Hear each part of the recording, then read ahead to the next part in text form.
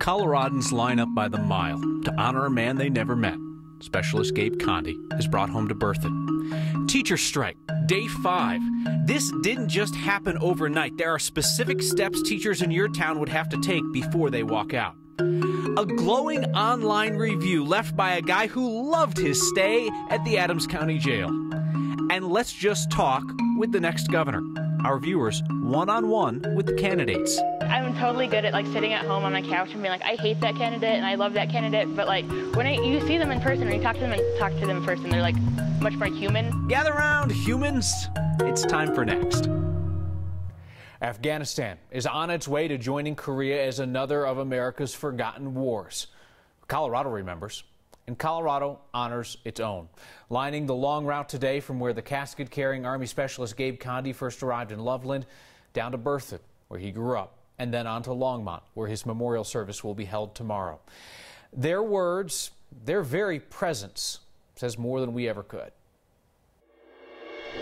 This young man put his life for us and died for us. Any man that puts on the uniform is a brother to all those who've had the uniform. He might not be blood family, but he's a brother in arms. This is just not supposed to happen like this. There are times when the young pay the price for our freedom, and it shouldn't always be that way. Paying respects to this young man was something I needed to do. I hope that he knows that we are all out here. It shows that people do appreciate his gift. Specialist Gabe Conde was 22 years old. His parents describe him as a lifelong protector of the innocent. After his service tomorrow at LifeBridge Christian Church in Longmont, he'll be buried Monday at Fort Logan. Pueblo teachers who have missed class all week will be back at work tomorrow. They'll be negotiating. The teachers union and the district are supposed to meet face-to-face to try and end a week-long strike. Our Marshall Zellinger found out the method the teachers are using should not be a surprise to the district if you read their contract.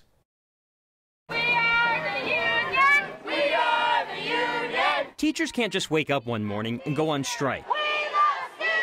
So it's now lasted 5 days in Pueblo as a result of lengthy failed negotiations that are required under the teachers' union contract. When you initially negotiate a contract, that process for bargaining and the steps that are followed if bargaining were to break down are outlined in the contract. We went to the Colorado Education Association to get a better understanding of what's in a contract before teachers walk out. Here's a breakdown of what broke down. The contract for teachers in Pueblo District 60 calls for the union or the school board to provide a written request to start bargaining between January 15th and February 1st. A meeting had to be held on or about February 15th. Each side has a bargaining team. District-level administrators and school leaders on one side, union staff and teachers on the other. If no agreement is made, you move on to mediation. If that fails, like it did in Pueblo, you hire a fact finder. It's kind of like a hearing where they present facts, information, their side. Pueblo school teachers were seeking a 2% raise retroactive to the start of the school year.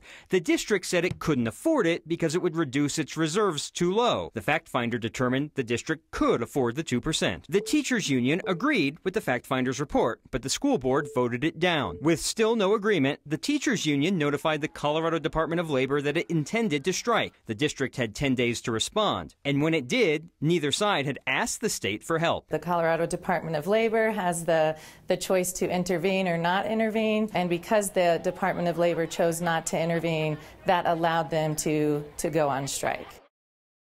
The state last intervened in a teachers' dispute in 1998. And it was the same school district in D60. Kyle, I asked the Colorado Education Association if any other school district is close to this. I was told no. In fact, it's really the opposite. I wanted to confirm that by looking at each of the agreements with all of the school districts. I have to do that district by district. It's going to take me a while to look at more than 170 of them. It sounds like a lot of work for you, Marshall. Report back anytime. Thank you. The city of Denver cannot figure out why people aren't lining up at City Hall asking to open social pot clubs. Only 2 businesses have applied for these licenses since they became legal in 2016. So, you know, city's going to do like the city does. They got one of those task force thingies investigating it. Our Steve Steger figured he would just ask the one business that received a social pot club permit. Right now, this is it. The coffee joint, the only spot in town where you can legally consume cannabis within the confines of a business. Even the owner admits things are a bit slower than expected. It's not as busy as we anticipated, but maybe we don't even want it busy. I don't think we are as cool as we want it to be yet. Owner Rita Salyuk says people might just be freaked out by the whole concept, worried about the consequences since, like we said, this is the only place in town you can do this.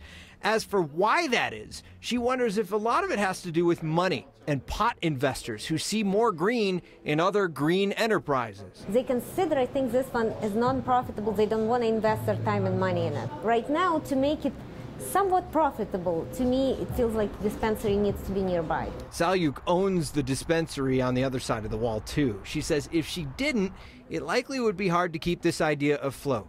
She's been working to get a permit from the health department so they can replace the Keurig. Next phase, we're going to have hopefully a good coffee machine and have espresso and nice teas that people can consume here.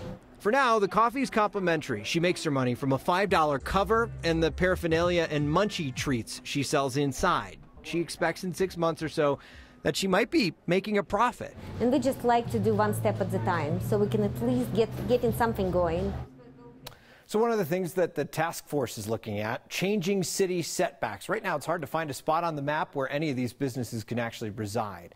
And there's a bill on the governor's desk right now that would allow dispensaries to open tasting rooms. So I asked Rita, you've got a dispensary next door. Would you consider doing that? Yeah. She says no, because thinking of the tax obligations of it, right now it's a separate business that doesn't sell marijuana, so she can deduct employee salaries, expenses from her federal return. On the other side, she can't. It's all about the green. That's a marijuana joke. Yes. Thank you, Steve. No 2 sexual harassment cases are the same.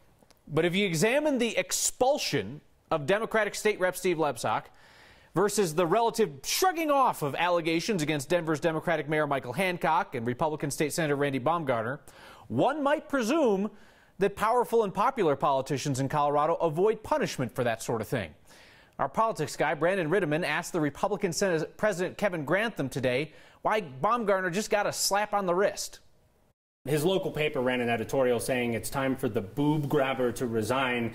I mean, do you believe Baumgartner's accusers? And if so, how do you tell them that stripping him of a couple committee assignments was enough? The moniker that is given, I think, is unfortunate given the status of that in the report itself. But the actual findings of what was accused and how the report was actually put together and stated, the punishments were just. You feel totally sound about the way that played out? I think so. Grantham and Democratic Speaker of the House Crisanta Duran are our guests on Balance of Power Sunday morning, just before Meet the Press.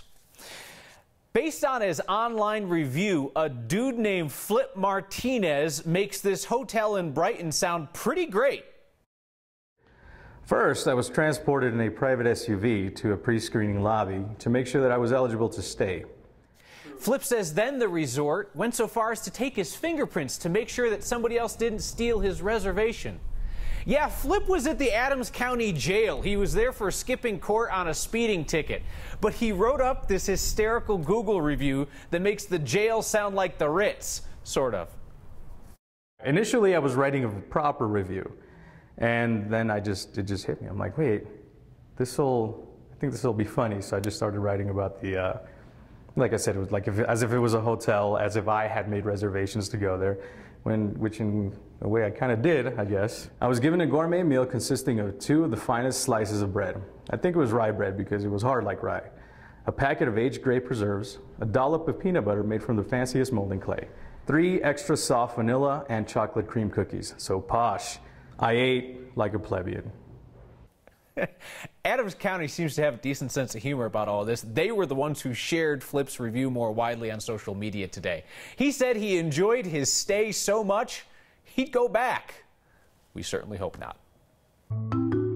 Guys, Mother's Day is Sunday. Get on it. You're not going to be able to stammer something about how the nice weather is your gift to mom, because it won't be that great. Next viewers conduct job interviews because they are among the voters hiring the next governor. It was just something that I wasn't expecting. While we set out to answer your question about a candidate's tattoo, up close and personal, and a woman celebrating Mother's Day at last. Next.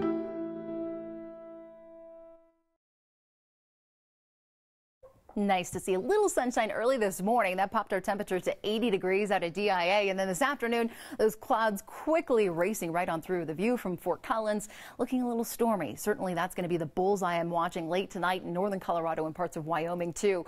This is ahead of this larger storm system that's producing snowfall in Idaho, Wyoming, and even up through Montana, too. For us, it's all about the severe storm warnings and watches out right now. That's going to continue until about 9 o'clock. Fort Collins, including that, up I-25 through Cheyenne and Wheat Ridge. We're looking at some isolated thunderstorms just to the east of I-25. Some hail in them possible. Tonight, mostly cloudy. A couple of rain showers possible, and that overnight low down to 49. We'll be waking up to a few rain showers possible tomorrow morning, but the cloud deck really isn't going to go anywhere anytime soon. Another shot for seeing a few isolated showers tomorrow evening, but again, it's not going to be a total washout. Temperatures, though, certainly on the cooler side at 67, with mostly cloudy skies, still in the 80s and 90s in southeastern Colorado, with 60s and 70s up in the mountains. A perfect spot to take mom for Mother's Day and kind of get out of the stormy skies. I'll be at 70 on Sunday for Mother's Day, and then we'll stay in the upper 60s, low 70s for most of next week, Kyle, and of course, thunderstorms pretty much each and every day. Dee Grant in the high visibility dress. Ooh, I'm going to call that color Cherry Creek Camo is what I'm going to call it. Cherry Creek Camo. Creek Camo. There it is. Thank you. Hey, everybody survived. 6 of the 8 candidates for governor were willing to show up and meet some next viewers face to face. It was the latest edition of Let's Just Talk. And I'm telling you, all of them survived. I think everybody even learned something. It was democracy in action. 10 undecided voters, most of them unaffiliated, not just trying to find a candidate this year, trying to decide which party primary they want to vote in. Unaffiliates can do that for the first time in Colorado. 5 minutes per candidate per voter. So basically, this was speed dating for politics. In the coming days, we're going to bring you portions of the pointed but civil conversations that we heard across the table today. Now, these candidates are out there every day. They're in constant communication with the party activist type, but this was a chance for them to talk to the middle of the political spectrum. Good. I am a moderate, and I've been having a long discussion with family members about what a moderate is and what a moderate believes, and I'm questioning that now. I was interested that so many candidates, regardless if they were Democrat or Republican, were invested and wanted to talk about education despite how little we fund it in the state. I wanted a specific plan rather than the generalizations that we hear on the commercials.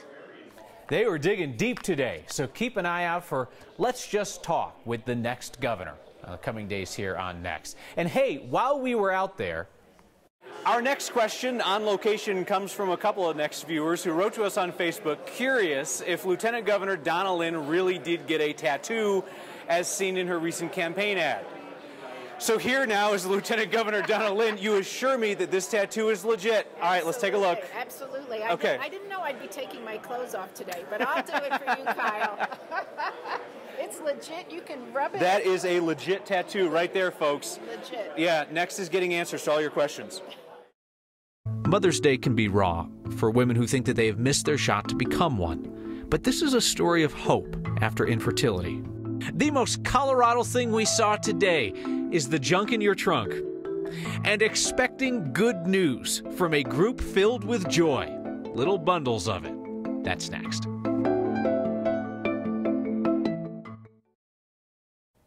Mother's Day Sunday will be a difficult day for a lot of women who have tried unsuccessfully to have a child. Many choose to keep that struggle private. A woman named Deb Roberts first tried to conceive, then tried to adopt, and then she decided to go with a very public request. Sorry, I haven't read this in a long time. Okay, I'm finally ready to share my life story and seek support. It's simple. I want to be a mom. I've been trying to have children via IVF for 3 years, and it was shared by 134 people, and I got amazing feedback. That's all it took. Are you ready to jump? 1, 2, 3. Ah! 1, 2, 3. Ah! We're going in. I'm Deb Roberts, and this is Sam. He is the miracle of an embryo adoption. Ultimately, she ran out of eggs, which is what happens after you get to a certain point in the IVF journey.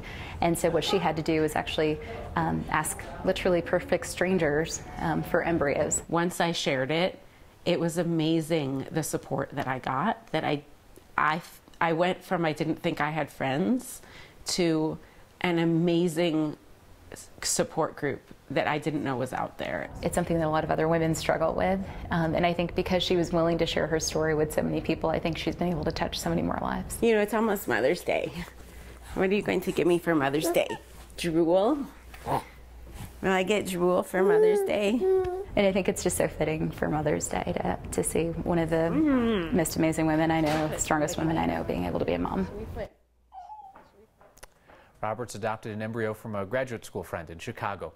Their children are genetic siblings. Roberts wants them to know each other as cousins. She says she'll explain all this to Sam in time. The most Colorado thing we saw today is a trunk that just screams springtime in Colorado. You got your golf bag, snowboard, and boots. Aaron Clark is doing some work this week. A-Basin Wednesday, golf Thursday. His photo posted on the Next Facebook page made us want to get out and explore this unique season in a unique state. We have a special Mother's Day edition of Good News and your feedback with a very pointed question for me next.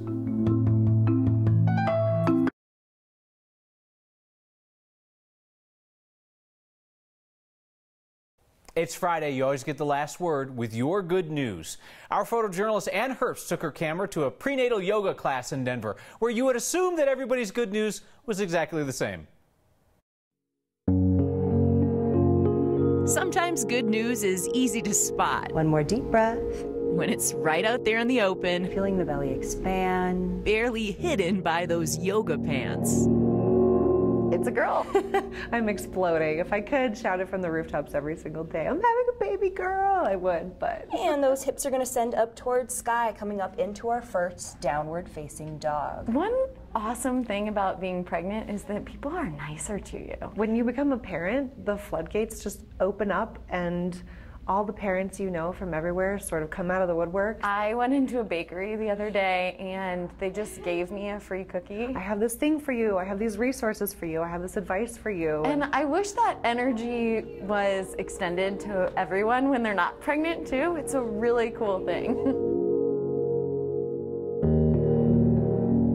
And then because it's Mother's Day in a couple days, what is one thing that you love about your mom that you would love to be as a mom as well? She was a solo mama as well. And she did an amazing job with both me and my sister. She is really independent, really confident. She's just strong and independent, and I think my mom passed that on to me, and hopefully I pass it on to my little girl too. One last deep breath. In a handful of weeks, they'll meet the reasons they can't balance quite like they used to. Oh my God, I love her more than anything in the world. Everything in the world all put together.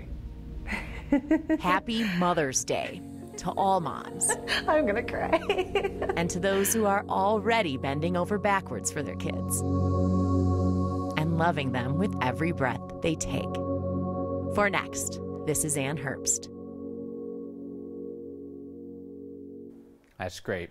Elena agrees with the glowing review of the Adams County Jail. She says, "It's true, my brother's there and he loves it."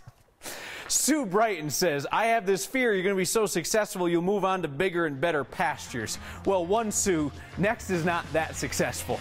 And two, there is no better pasture than Colorado. So get out and enjoy it this weekend. I will see you next time.